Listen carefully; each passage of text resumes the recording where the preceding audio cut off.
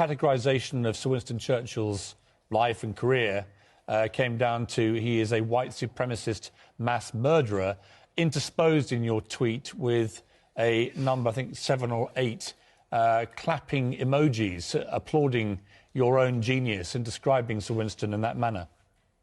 Yeah, absolutely. So let's make a comparison. Piers, you're a sensitive soul. Yesterday you accused me of being a racist for pointing out that you look like honey-glazed gammon. If you want an example of real racism, you just have to look to Churchill. He talked about his belief in the triumph of the Aryan race. He hated Indians with a passion. He said they were a beastly people with a beastly religion. When a famine broke out, 3 million people starved to death. So that's why I said that he was a white supremacist. I said mass murderer because he always advocated the most violent, the most destructive option. He used poisoned gas against Kurds, against Afghans. He was a strong supporter of Britain's concentration camps in the Boer War, where 28,000 people, women and children, died. He's always advocated the use of aerial bombardments in what he described as terror bombing campaigns. In fact, his own cabinet had to stop him when he was in the cabinet in the 20s.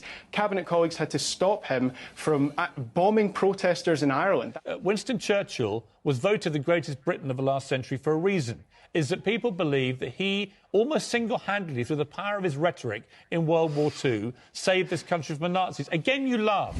That sneering little laugh. That won the war. It was the soldiers, the sailors, and the airmen who won the war, and they voted him out when they came home. Yeah, he was the British Prime Minister. He was the one making decisions which led to this country being able to stand up and save its papers here. This is from a direct message to Lord Wavell, his new Viceroy of India, right, from Churchill.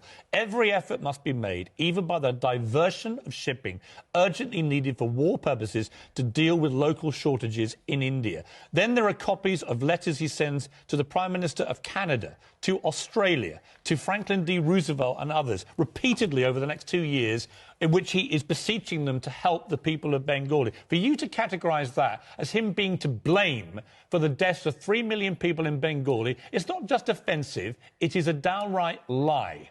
No, Piers, you just don't understand history. That's the problem. I'm reading history. I'm reading history from the cabinet papers, preventing the people that you named from helping. Quoting his own words. So you mentioned who was then the Viceroy of India when Wavell was the Field Marshal in Winston Churchill's own war cabinet with Leo Amery, his Secretary of State for India. The two of them were sitting down planning how to get food to Bengal at the start of that famine. Churchill came in and stopped them, as is recorded in both of their diaries. In fact, Churchill spent so long stopping people from getting aid to Bengal. You mentioned Canada and Australia. Australian wheat ships were trying to dock in Calcutta, and Churchill refused. And to go back to Bob's point, it wasn't to feed people in the Balkans, it was to stockpile food in the Balkans. There were not shortages. They wanted to stockpile food in case there were future shortages, while 3 million Indians were starving to death. Parents were killing their children rather than see them starve to death. It was after a year of that Churchill finally realised. In fact, when he was getting letters from his own Secretary of State for India, his response was to complain that Gandhi hadn't died yet. He didn't care for months. When you say he doesn't care, here's a letter he wrote to Franklin D. Roosevelt, the President of the United States. I'm seriously concerned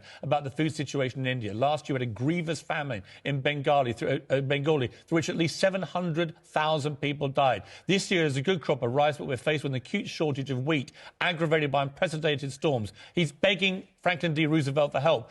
But actually Roosevelt was unable to give him because he was...